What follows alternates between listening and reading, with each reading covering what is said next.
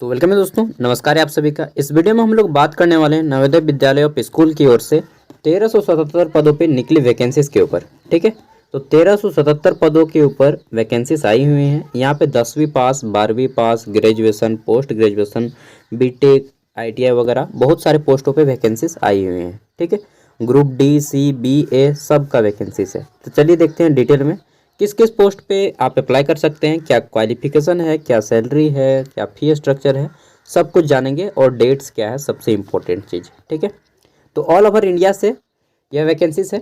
Navodaya Vidyalaya school देखिए। ठीक है, और यह जो है आपका बोला गया है, इसका हेड ऑफिस नोएडा में है। ठीक है, नवोदय विद्यालय स्कूल। चलिए देख लेते हैं। तो यहाँ पे ये जो पोस्ट है, इस पोस्ट का नाम है आपका नॉन टीचिंग पोस्ट। ठीक है, यहाँ पे आपको पढ़ाना वढ़ाना नहीं है, बस अपना काम करना है ऑफिशियल।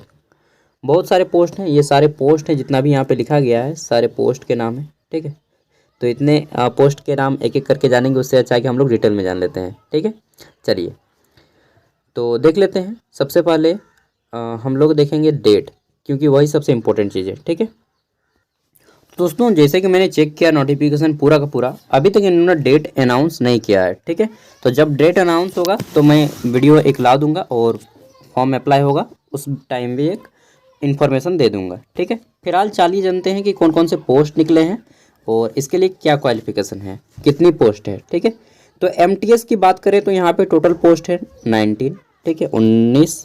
आगे देख लेते हैं। तो हमारा मैथ्स जो होता है वहाँ पे हेल्पर की पोस्ट है ग्रुप सी की, और इसमें बहुत ज़्यादा पोस्ट है, 442 पोस्ट है। ठीक है, आगे देख लेते हैं। तो फिर है हमारा लैब अटेंडेंट, और इसमें 161 सीटें हैं लैब अटेंडेंट में। ठीक है, 161। फिर है हमारा यहाँ पे, और ये आपका आईटीआई लेवल का पोस्ट है, इलेक्ट्रीशियन कम प्लम्बर। ठीक है, ग्रुप सी की पोस्ट है। टोटल है आपके 128 सीटें। ठीक है, फिर देख लेते हैं। तो जूनियर सेक्रेटरी असिस्टेंट जो होता है, एक तरह से क्लर्क समझ लीजिए इसको। ठीक है, UDC upper division lower division clerk समझ लीजिए, एलडीसी के समान। तो यहाँ पे आपके 360 सीट मिल जाती है। ठीक है, आगे देख लेते हैं। नेक्स्ट तो हमारा है जूनियर सेक्रेटरी असिस्टेंट। ठीक है, तो इसमें आपके टोटल 21 सीट है। फिर देख लेते हैं। तो यहाँ पे हमारा 1 मिनट। ठीक है, कैटरिंग सुपरवाइजर की पोस्ट है हमारे 78। ठीक है, 7 नंबर की जो पोस्ट है हमारी, इसमें हमारे 2 सीटें हैं कंप्यूटर ऑपरेटर की, और टोटल 2 सीटें हैं इसमें। ठीक है, देन देख लेते हैं। तो स्टेनोग्राफर की हमारी 23 सीट्स हैं। कितने? 23 सीट। ठीक है, आगे देख लेते हैं। तो फिर है हमारा यहाँ पे लीगल असिस्टेंट, और इसमें आपके टोटल 1 सीट है, ग्रुप बी की पोस्ट है इसलिए। जूनियर जो ट्रांसलेटर ऑफिसर है, ठीक है, जूनियर ट्रांसलेशन ऑफिसर, इसमें आपके 4 सीटें हैं, ये भी आपकी ग्रुप बी की पोस्ट है। फिर है हमारा ऑडिट असिस्टेंट, और ये भी आपके ग्रुप बी की पोस्ट है, 12 को सीट है इसमें। फिर है असिस्टेंट सेक्शन ऑफिसर, जो कि एएसओ की पोस्ट है, और इसमें हमारे 5 सीटें हैं। ठीक है, आगे देख लेते हैं। तो नेक्स्ट है हमारा यहाँ पे फीमेल स्टाफ नर्स की, और इसमें 121 सीट है। ठीक है, ये तो हो गई सीट्स की बात। अब क्वालिफिकेशन क्या है और एग्ज़ाम सेंटर कहाँ कहाँ पे होने वाला है, चलिए देखते हैं। ठीक है, तो यहाँ पे आपका ये सभी एब्रीविएशन वर्ड्स है जिसके लिए प्रयोग किया गया है। ठीक है, देख लेते हैं। तो क्वालिफिकेशन सबसे पहले हम लोग बात कर लेते हैं फीमेल स्टाफ नर्स की। तो यहाँ पे आपका सैलरी रहेगा, मैक्सिमम एज लिमिट। ठीक है, सैलरी आप लोग देख लीजिए, मैक्सिमम एज लिमिट है, और एसेंशियल क्वालिफिकेशन बीएससी नर्सिंग मांगा गया है। ठीक है, आगे बढ़ते हैं। और डिजायरेबल तो सब में होता ही है आजकल। फिर है हमारा असिस्टेंट सेक्शन ऑफिसर, तो इसमें सैलरी देख लीजिए। ठीक है, ये है सैलरी आपका, और उम्र 23 से 33 साल, क्वालिफिकेशन बैचलर डिग्री और 3 ईयर एक्सपीरियंस इन एडमिनिस्ट्रेटिव या फिर फाइनेंशियल, जिसमें भी हो आप काम किए होने चाहिए। ऑडिट असिस्टेंट की बात कर लेते हैं। तो यहाँ पे जो हमारा रखा गया है सैलरी, वो देख लीजिए। ठीक है, 35,000 से 1 लाख इतने के बीच में है। ग्रुप बी की सैलरी है, और यहाँ पे 3 ईयर एक्सपीरियंस होना चाहिए। ठीक है, एंड बीकॉम आप कंप्लीट किए होने चाहिए। आगे देखते हैं। तो जूनियर ट्रांसलेशन ऑफिसर की जो पोस्ट है आपका, ट्रांसलेटर ऑफिसर। ठीक है, यहाँ पे बहुत हायर क्वालिफिकेशन मांगा गया है, मास्टर डिग्री होना चाहिए इसमें आपका, हिंदी या फिर इंग्लिश में, और एक्सपीरियंस वगैरह बोला गया है कि master degree of recognised university Hindi with English. ठीक है, हिंदी और इंग्लिश एज अ कंपलसरी और आपका रिलेटिव जो सब्जेक्ट होता है जैसे सब्सिडरी हो गया या फिर जेनरिक पेपर हो गया उसमें से होना चाहिए। ठीक है, ऑनर्स होना चाहिए एक आपका सब्सिडरी में होना चाहिए। ठीक है, तो आप यहाँ पे अप्लाई कर सकते हैं। साथ में यहाँ पे बोला गया है कि आपको डिप्लोमा सर्टिफिकेट भी होना चाहिए, किसमें, तो ट्रांसलेशन में। ठीक है, लीगल असिस्टेंट जो है पोस्ट, इसमें आपका मांगा गया है डिग्री इन लॉ। ठीक है, बाकी आप लोग देख लीजिए, 3 ईयर एक्सपीरियंस भी मांगा गया है। एस्टेनोग्राफर की जो पोस्ट है इसमें आपका क्वालिफिकेशन मांगा गया है 12th पास, और आपके पास स्किल टेस्ट में होना चाहिए 10 MTS at 80 word per minute और शॉर्ट हैंड। ठीक है, ट्रांसलेशन स्क्रिप्ट जो सन होगा आपका वो 50 MTS में, 65 MTS इंग्लिश और हिंदी में 65। ठीक है, ऑन कंप्यूटर। फिर हमारा कंप्यूटर ऑपरेटर की बात कर लेते हैं। तो यहाँ पे बोला गया है कि आप या तो BCA हो या फिर BSc कंप्यूटर साइंस हो। ठीक है, या फिर BTech हो कंप्यूटर साइंस में। आगे देख लेते हैं। तो कैटरिंग जो सुपरवाइजर है इसमें आपको बोला गया है कि बैचलर डिग्री होनी चाहिए और होटल मैनेजमेंट पे होनी चाहिए। ठीक है, आगे देख लेते हैं। नेक्स्ट है हमारा जूनियर सेक्रेटरी असिस्टेंट, और इसमें जो है आपका पोस्ट बोला गया है कि सीनियर सेकेंडरी यानी कि 12th क्लास होने चाहिए। ठीक है, और साथ में आपकी टाइपिंग स्पीड इंग्लिश में 30 वर्ड और हिंदी में 25 वर्ड पर मिनट होनी चाहिए। ठीक है, आगे देख लेते हैं। नेक्स्ट जूनियर सेक्रेटरी असिस्टेंट, और इसमें बोला गया है कि आपका वही 12th पास होना चाहिए, 30 वर्ड पर मिनट इंग्लिश में, 25 वर्ड पर मिनट हिंदी में होनी चाहिए। ठीक है, फिर है हमारा इलेक्ट्रीशियन कम प्लम्बर की पोस्ट है, और इसमें जो है हमारा बोला गया है कि 10th पास हो प्लस ITI सर्टिफिकेट हो, किसमें, तो इलेक्ट्रीशियन या फिर वायरमैन में। ठीक है, और एटलीस्ट 2 ईयर का एक्सपीरियंस हो आपके पास।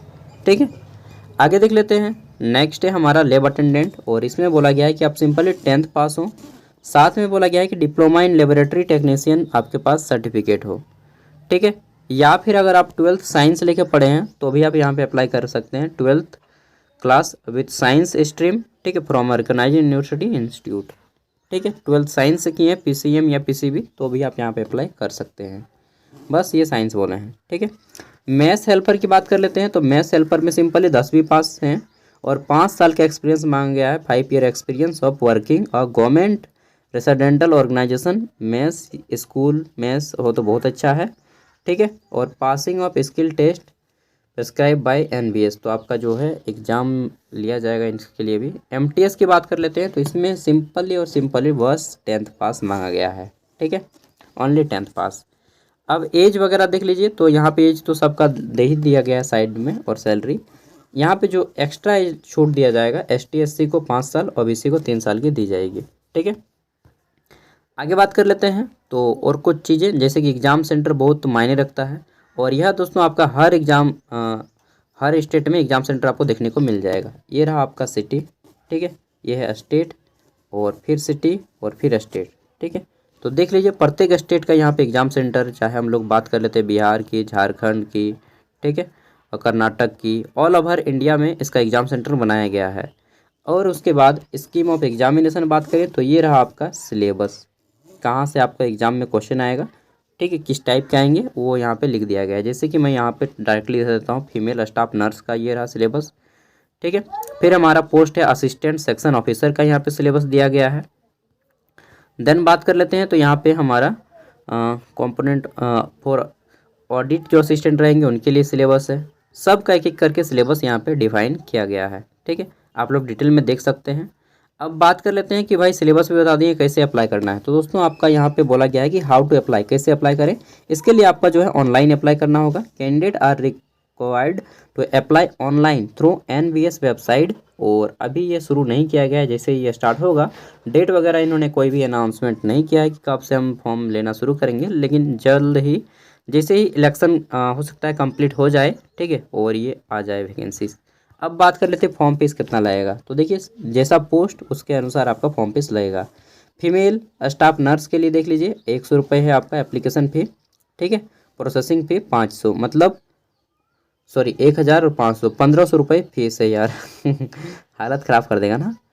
फिर बाकी सभी पोस्ट के लिए जितना भी बाकी सब पोस्ट है, इन सब में आपको जो है 1000 रुपये लगेगा। 500 रुपया आपका एप्लीकेशन फ़ी, 500 रुपया प्रोसेसिंग फ़ी, कुल मिला के 1000। ठीक है, और यहाँ पे जो लोग ST SC कैंडिडेट हैं उनको फीस यहाँ पे 500 माफ़ किया गया है एप्लीकेशन फ़ी। प्रोसेसिंग फ़ीस सबको लगेगा 500, ठीक है। अगर आप ST/SC कैंडिडेट है तो आपको 500 रुपया देना पड़ेगा, ठीक है। हो गया। और कुछ तो अगर आपको डिटेल में जानना है तो आप इसके बारे में, ये जो PDF दिया जा रहा है इसको आप डाउनलोड करके रख सकते हैं। एंड जब अप्लाई होगा आपका ऑनलाइन तो मैं आपको अप्लाई करके भी दिखा दूंगा, ठीक है। और यह वैकेंसीज उम्मीद है कि जैसे ही इलेक्शन ख़त्म हो लोकसभा वाला, ठीक है, वो आपका जल्दी से आ जाएगा, ऑनलाइन होना भी शुरू हो जाएगा और विथिन 1 मंथ के अंदर ये आपका एग्ज़ाम भी ले लेगा, ठीक है, और इस साल ज्वाइनिंग भी करा देगा। चलिए मिलते हैं नेक्स्ट वीडियो में, तब तक के लिए बाय। अगर आपका कोई दोस्त हो तो उनसे इस वीडियो को शेयर कर दीजिएगा।